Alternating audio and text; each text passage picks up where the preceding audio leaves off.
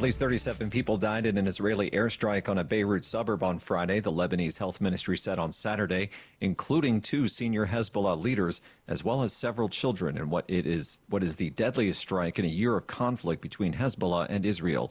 Rachel Judah from Reuters has more. Several children were among those killed in an Israeli strike on a Beirut suburb, according to Lebanon's health ministry, who said the death toll rose to dozens on Saturday. Overnight, Hezbollah confirmed that 16 of its members, including senior leader Ibrahim Akil and top commander Ahmed Wahabi, were killed in the Friday afternoon strike. It has also inflicted another blow on Hezbollah following 2 days of attacks earlier this week, in which pagers and walkie-talkies used by its members exploded. The total death toll in those attacks is now in the dozens, with more than 3,000 having been injured. The attacks are widely believed to have been carried out by Israel, which has neither confirmed nor denied its involvement. Rachel Judah from Reuters. Ukrainian drones have struck multiple Russian arms depots, destroying what Ukraine's general staff claimed were thousands of tons of weaponry, as Ukrainian President Volodymyr Zelensky travels to the White House next week. Ukraine launched over 100 drones at Russia and occupied Crimea overnight. A victory plan that Zelensky will present to President Joe Biden will include long-range striking capabilities long sought by Kyiv and will serve as the basis for any future negotiation with Russia. Zelensky has regularly alluded to the plan's preparation, but has not publicly outlined its contents, saying only that it contains terms acceptable for Ukraine to negotiate with Russia after a 2.5-year war following Moscow's full-scale invasion. You'll find expanded coverage of world news and events at our website, voanews.com. This is VOA News. Some 53 people have been killed and 51 others are missing in Mexico's western Sinaloa states since rival factions of the Sinaloa cartel began clashing on September 9th, local authorities said on Friday, with gruesome violence showing no signs of abating. Diane Tao from Reuters has more. Sinaloa's governor said more than 40 people have been arrested in recent days, including Fernando Perez Medina, known as El Pilli, the alleged security chief for one of the sons of the jailed former Sinaloa kingpin known as El Chapo, who now leads the Los Chapitos faction. The trigger for the conflict between the two most powerful factions of the Sinaloa drug syndicate dates back to July. That's when Ismael El Mayo Zambada, who allegedly co-founded the Sinaloa cartel with El Chapo, was arrested in the United States. Mexico's President Andrés Manuel López Obrador on Thursday said that the United States was partly responsible for the instability because they, quote, carried out this operation. Diane Tao from Reuters. The French presidential palace has unveiled a new center-right government more than 2 months after elections that produced a hung parliament and deepened political divisions. A left-wing coalition secured the most seats in June-July elections, but failed to win an outright majority. Conservative French Prime Minister Michel Barnier put together the government after weeks of difficult negotiations, and President Emmanuel Macron approved it. The 39-member cabinet includes primarily ministers from Macron's centrist alliance and the conservative Republicans. The new government was announced Saturday at the presidential palace. AP correspondent Julie Walker reports California's governor signs a law to protect children from social media addiction. California Governor Gavin Newsom signs a law making it illegal for social media platforms to knowingly provide addictive feeds to children without parental consent. The legislation will take effect in 2027. The policies are part of a growing push in states across the country to try to address the impacts of social media on the well-being of children. New York State passed a law earlier this year allowing parents to block their kids from getting social media posts suggested by a platform's algorithm. State attorneys general recently sent a letter to Congress asking them to require warning labels on social media platforms. I'm Julie Walker. A rare tornado touched down in England, toppling trees, tearing off roof shingles, and terrifying residents. Nobody was injured by the twister that struck Aldershot, a town about 30 miles southwest of London, at midday Friday. The Tornado and Storm Research Organization, a private research group, says the tornado traveled just over a mile and had a preliminary rating as light or mild. Resident Louise Le Depoivin says it was frightening as the wind swirled leaves around and bent over trees, but the twister lasted less than a minute. She says a gazebo flew by and landed on a fence.